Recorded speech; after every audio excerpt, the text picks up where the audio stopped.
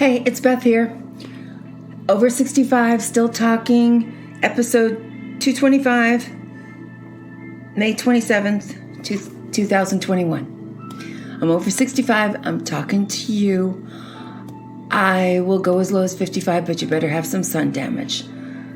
Now, this one, I was looking at, I saw this little clip of Lenny Bruce, and it made me think about Jean-Luc. I would call him a performance artist, but he said he was a bum. And he stood in front of the United Nations and told jokes after having been a kid in France during the war.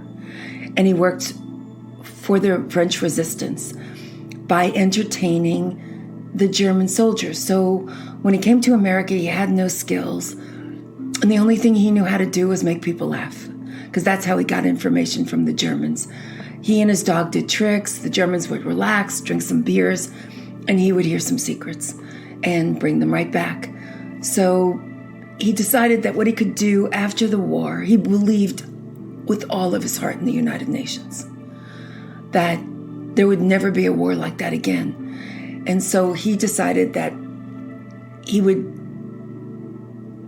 in America and he couldn't find a job. So I don't know what kind of a decision it was. Maybe it was a fallback, but what he decided to do, or how he thought he could make a difference, was to entertain the ambassadors on their way into the United Nations building, because they all came with such grim faces and such explosive tempers and passions that he would disarm them with a joke, and he became a very wealthy man for having done it.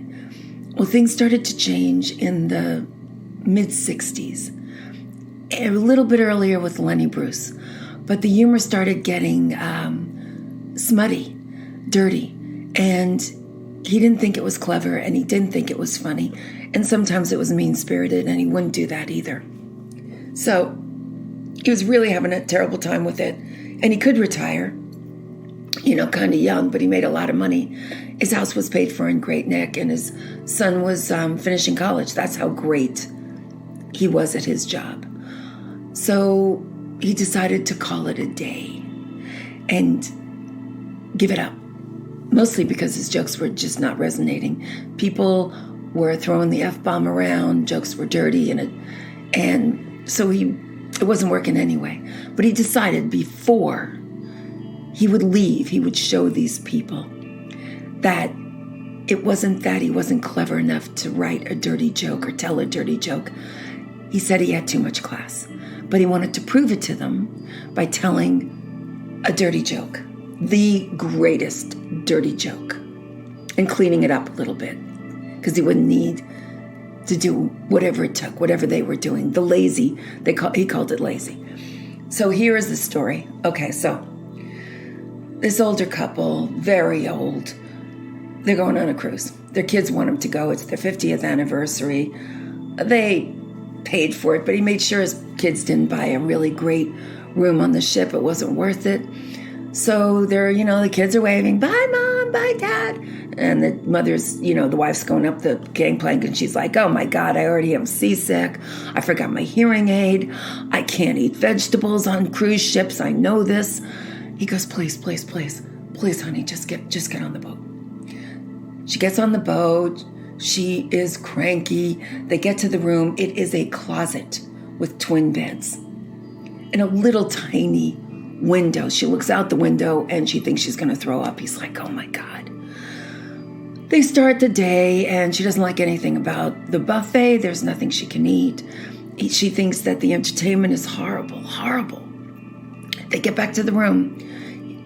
The husband looks at the bunk beds and he goes, up or down. She rips off her clothes and she makes mad, passionate love to him. He's like, what happened? Keeps it to himself. He knows what to do with good luck. Next day, he takes her, does the whole thing that he did the day before. The show, the nice meal, the beautiful buffet, everything. The conversation was exactly the same. And she's miserable. Gets in the room, looks at these tiny bunk beds, and he says, up or down. She takes off her clothes again. And this time she's insatiable. Oh my God, this cruise is 7 whole days. He's so excited. Every single day does the same thing. cruise-like dinner, entertainment, looks at the bunk beds up or down. Every single night he gets lucky. He hits the jackpot. Comes home. Kids pick him up. Did you have a great time? The father couldn't stop smiling. Kids thought it was hilarious. Dropped the parents off at their little house. The wife puts the hearing aid back in. He's looking at the grass, getting ready to cut it, fix everything. He goes, no. I'm going to live my life like we're still on the cruise ship. So he makes a cruise-like dinner for her. They turn on the TV, have a little entertainment, gets into the bedroom, looks at the bed, says up or down. She flicks her hearing aid up. She goes, what did you just say? He goes, up or down. She says, up or down? He says, listen, I said up or down on that cruise ship every single night, and I couldn't get enough of you. She goes, up or down? I thought you said F or drown. So, and with that, Jean-Luc left the premises. He had them howling on the steps. Walked away, left the parade, left them laughing, and that's the best joke I know. Just wanted to tell you something light today because, we need it. So stay sane, and I will be back. Oh, and listen, I'm trying to get discovered. I think it'd be awesome. I'm going to be 67. Next month, June 23rd, I want to be discovered. I want to be discovered, a 67-year-old ingenue, comedian, whatever you want to call me. Help me get discovered. Share this joke, please. Help me. Nobody's listening to us. Nobody pays attention to us. I want to see people like me out there. So it's going to get better. If I get there, better people will come. Don't judge. Don't look for something better than me. I'm willing to go out there and be discovered at 67 years old. Please help me. Share this joke with your friends.